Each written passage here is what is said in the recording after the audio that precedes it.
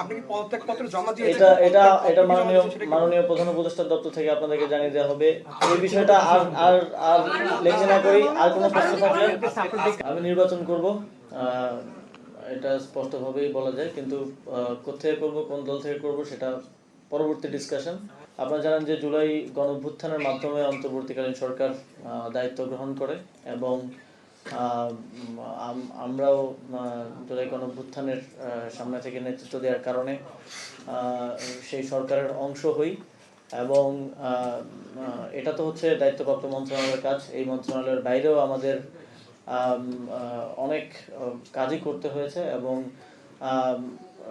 National policy আপনারা জানেন যে বিভিন্ন বিষয়ে এই জুলাই গণঅভ্যুত্থানের পরে সময়টা খুব চ্যালেঞ্জিং ছিল এই সরকারের জন্য এবং আমার মন্ত্রণালয়ের বাইরেও বাংলাদেশের মানুষের জন্য, যুবকদের জন্য আরও অনেক উদ্যোগ গ্রহণের ক্ষেত্রে কাজ করার চেষ্টা করেছি।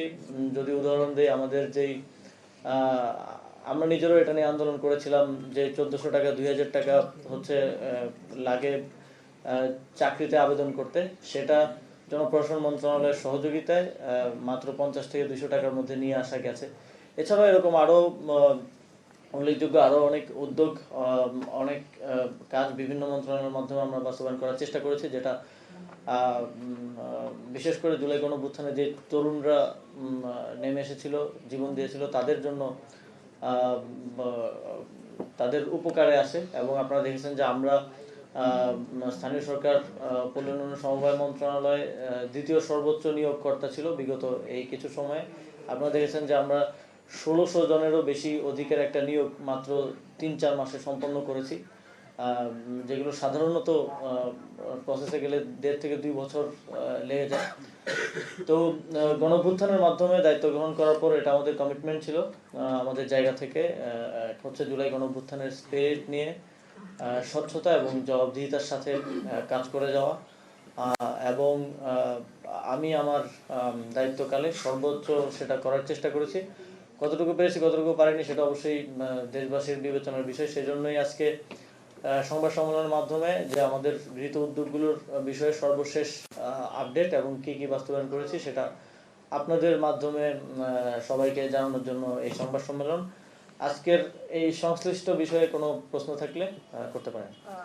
মাননীয় উপদেষ্টা, বুঝতে পারতেছেন এত আজকে এত সমাগম সাংবাদিকদের কি জানতে চাই? আপনি এর মুহূর্তে বলেছিলেন যে আপনি নির্বাচন করবেন, তফসিলের আগে আপনি পদত্যাগ করবেন। আজকে সন্ধ্যা অথবা কালকে তফসিল ঘোষণা হবে, সেক্ষেত্রে আপনার জায়গাটা যদি পরিষ্কার করেন, আপনি নির্বাচন করবেন, কোথায় করবেন, কোন দল থেকে করবেন, আপনি ছাড়া মানে কখন পদত্যাগ করছেন, আর অন্য কোনো উপদেষ্টা করছেন কিনা যদি কাইন্ডলি বলেন। আমি নির্বাচন করব, এটা স্পষ্টভাবেই বলা যায়, কিন্তু কোথায় করব, কোন দল থেকে করব, সেটা পরবর্তী ডিসকাশন। আমরা এখন একটা পর্যায়ে আছি, পরের পর্যায়ে সেটা সবার সামনে আসবে। আর অন্য যে বিষয়ে প্রশ্ন করলেন সে বিষয়ে আমার কোনো কিছু বলার ইখতিয়ার নেই, সেটা আমাদের মাননীয় প্রধান উপদেষ্টার কার্যালয় থেকে আপনাদেরকে যথাসময়ে জানিয়ে দেওয়া হবে।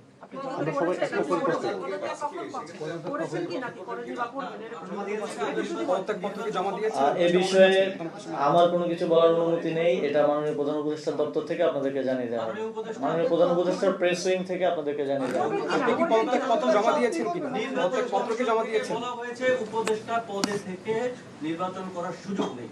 তো সেক্ষেত্রে তফসিল যেহেতু ঘোষণা হচ্ছে, আপনি কি এর আগে আসলে পদত্যাগ করছেন কিনা? যেহেতু এটা ইতিমধ্যে আমি নিজেও বলেছি যে উপদেষ্টা পদে থেকে নির্বাচন করা উচিত না, যদিও আইনগত কোনো বাধ্যবাধকতা এক্ষেত্রে আসলে নেই। এবং আমি যেটা নিজে বলেছি সেটা আমি নিজেও প্র্যাকটিস অবশ্যই করব। তবে এই বিষয়ে ফার্দার কোনো ইনফরমেশন দেওয়ার সুযোগ আমার নেই, এটা আমাদের মাননীয় প্রধান উপদেষ্টার দপ্তর থেকে আপনাদেরকে জানিয়ে দেওয়া হবে। সেটার জন্য একটু অপেক্ষা করতে হবে। আগে যে কালচারটা ছিল যে সবকিছু ধোঁয়াশা, আপনারা এসেছেন একটা ট্রান্সপারেন্ট ওয়েতে বিদায় নেওয়ার সুযোগ এসেছে। আপনি নিজে পদত্যাগ করবেন কিনা সেটা আপনার তো বলার ইখতিয়ার, আমাদের জানার অধিকারও আছে। আমি তো এখনো একটা সিস্টেমের মধ্যে আছি, সো আমাকে সিস্টেম ফলো করতে হয়। আমাকে যদি আমার ওপর থেকে কোনো নির্দেশনা আছে সেটাকে আমার মেনে চলতে হয়। তো সেই জায়গা থেকে এই বিষয়ে আমি এখন আজকে কিছু বলতে পারছি না। আপনি কি পদত্যাগপত্র জমা দিয়েছেন? এটা মাননীয় প্রধান উপদেষ্টার দপ্তর থেকে আপনাদেরকে জানিয়ে দেওয়া হবে। এই বিষয়টা আর লেখে না করি। আর কোনো প্রশ্ন থাকলে আপনি যে প্রেস ব্রিফিং করেছেন সেখানে যে এই এতদিন দায়িত্ব পালন করেন, যেহেতু নির্বাচন দু একদিন আগে আপনি এতদিন দায়িত্ব পালনের ক্ষেত্রে মানে উপদেষ্টা হিসেবে খুব গুরুত্বপূর্ণ সুখকর ঘটনা আর সবচেয়ে তিক্ত ঘটনা যেটা নিয়ে আপনি হয়তো বিদায় নেবেন, এরকম দু একটা অভিজ্ঞতা যদি করেন। সেভাবে আসলে ডিস্টিংগুইশ ভাবে চিন্তা করার মতো সময় হয় নাই। তবে এই দায়িত্বে থাকাকালীন অবশ্যই আওয়ামী লীগের বিদায় নেওয়ার পরে বাংলাদেশে বাক স্বাধীনতা পুনঃপ্রতিষ্ঠিত হয়েছে। তবে আমি মনে করি কোনো কোনো ক্ষেত্রে আমার ক্ষেত্রে বাক স্বাধীনতার অনেকে অপপ্রয়োগও করেছেন, অনেক সংবাদ মাধ্যমও করেছে, যদিও আমাদের জায়গা থেকে আমরা সেটা পরিষ্কার করার চেষ্টা করেছি। বাক স্বাধীনতা থাকবে এবং সেটার যেন প্রকৃত ব্যবহারটাও সবাই নিশ্চিত করে, সদ্ব্যবহারটা নিশ্চিত করে, এটাই আমার প্রত্যাশা থাকবে। এবং এটা আমার দিক থেকেও আমি প্র্যাকটিস করার চেষ্টা করবো এবং আপনাদের দিক থেকেও আপনারা করবেন, এটাই প্রত্যাশা থাকবে।